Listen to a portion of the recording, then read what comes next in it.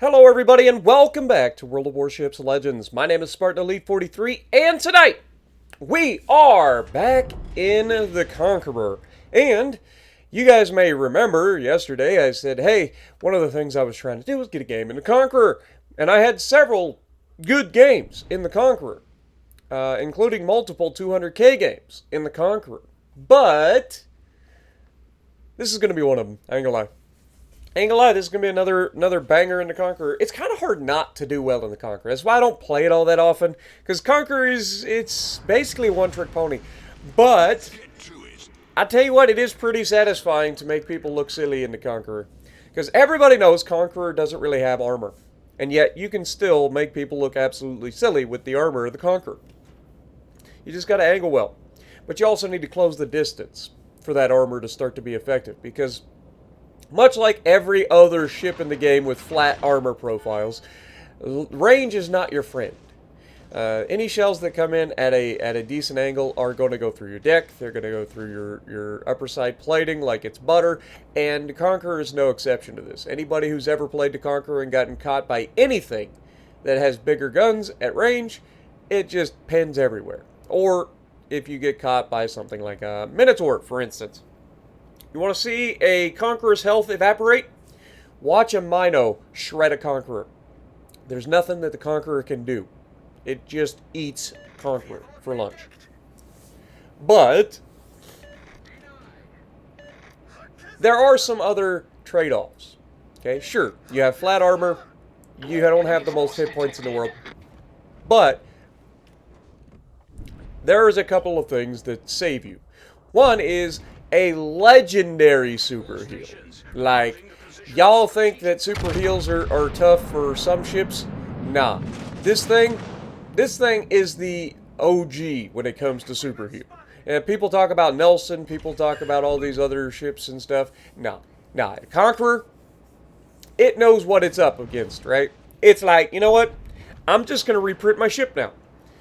And there's nothing that anybody can really do about it. That's the problem with this ship. Like, a lot of people think that they've got a Conqueror dead, and it'll disappear for a second, and then the next moment it comes out, it's over half health again, and you're like, where did the health come from?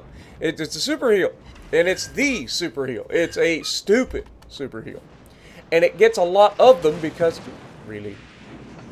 it gets a lot of them because of the fact, and I want you guys to pay attention to this, not only are we going to heal all the stuff that we've already taken basically back, but this fire is going to basically do nothing to us, because our super heal just simply heals it back. Now, once the super heal goes off, the fire will start to once again tick, but again, any fire damage or flooding damage is just more damage that I get to heal back later. Remember, we get multiple heals. Okay? We got 3 more, sorry, in this particular match. Alright? Now, I'm going to try to push up this right flank. And we do have a Des Moines here. We have another cruiser here, as well as a destroyer that's coming over to the middle. I don't want my cruisers being the front line. Okay? I know we've talked about this recently where, you know, it is What are you doing? Brisbane is just randomly using a radar. There's nothing there. Like, I, again, don't understand the thought process, but whatever. But I don't want them to be the #1 person everybody shoots at. I'm the one with the super heal. I'm the one with the armor. Let me go ahead and try to get ahead of these guys. Now, on the exact same note, I'm not stupid.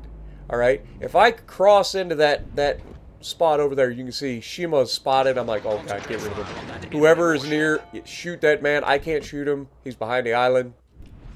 Yugamo finishes him off. Beautiful. Now, defense starts pushing out. We're going to go ahead and target him. But if I go into the center of the Charlie cap, I am exposing myself to death. Right? It's not going to end well. For all of the things that we've already said good about the Conqueror, we all also know that Conqueror, if surrounded like this, is just going to go down very quickly. It can't take the punishment in short bursts. Like, if you can engage and disengage, take hits from 1 or 2 people, then you can absolutely survive. But if you take hits from 3 or 4 people at different angles, like, there's no angling, you're just going to get shredded. But as you can see, we're starting to stack up the permafires now on the defense. Defense is trying to hide, but where's he going to go? He's already overextended. And because of that, we're just going to get rid of this man. You can see our destroyer is starting to feel some type of way about it. Our teammate already slapped the defense, and then, of course, the shells come in and just ruin him. So he's done. An enemy cruiser. We still own this flank. The cruiser that was over here is still hiding behind his island. I believe it was another defense. And the main is still in the neighborhood. I'm sorry, I'm so tired. I just woke up trying to get this video out. But either way, we've got a Yama here in the middle as well. So we're going to go ahead and start working on him. We have the smoke to keep us from being spotted. The defense is still cowering behind the island, so he's not able to spot for his team. So we're able to get away with a lot more here than we probably should have. And because he's out 17 kilometers away, the smoke screen is actually working for us in our battleship.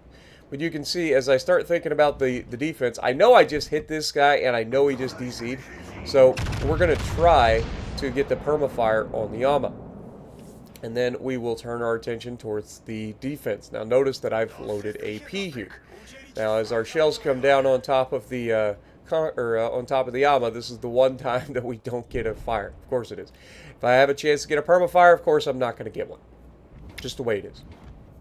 But defense is screwed here. He's spotted because he fired his guns too close to people. His smoke firing penalty lets him down, and then he goes broadside. Had no idea because of his smoke screen that I existed still and that I had moved into a position to crossfire him. So we absolutely smash him, and now he's not really got a chance to do much of anything. But he's not alone.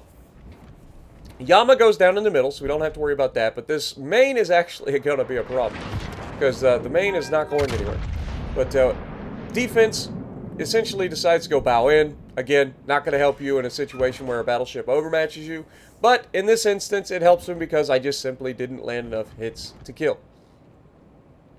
Now, we know we got to be paying attention to torpedoes, which is why I'm using the island here. I'm also trying to angle against the main. But I'm not going to lie, I do kind of go for the home run kill here on the defense, which opens me up to getting slapped by the main. I just, calculated movement. I go ahead and use the HE this time because you can't angle against it. And we crush him and get the fire and knock out 3 torpedo tubes and take a massive hit from the main. Again, not the best idea in the world.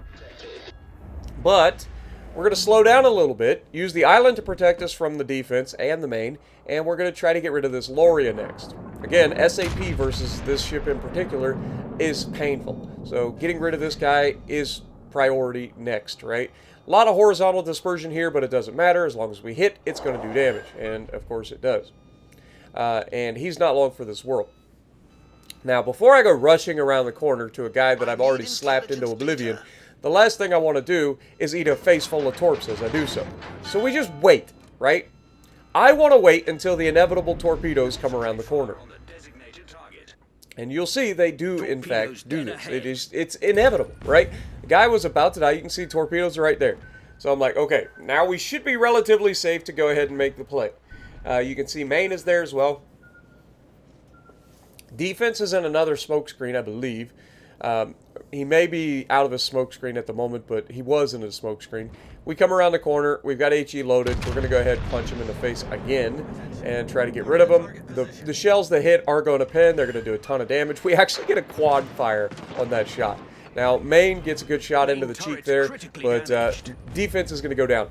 How often do you get quad fires from a single salvo? That is what the Conqueror can do to anybody at any moment. Like, it is absurd. And then on top of that, you're just pinning every shell, and every shell is doing a gajillion damage and setting those fires. That's why the Conqueror is essentially a brain-dead ship, because you don't have to ever switch ammo types. You can. There's absolutely moments like we're showing that you could switch AP and do really, really well. But you don't have to. And that's why the Conqueror is so busted. It's got the super heals.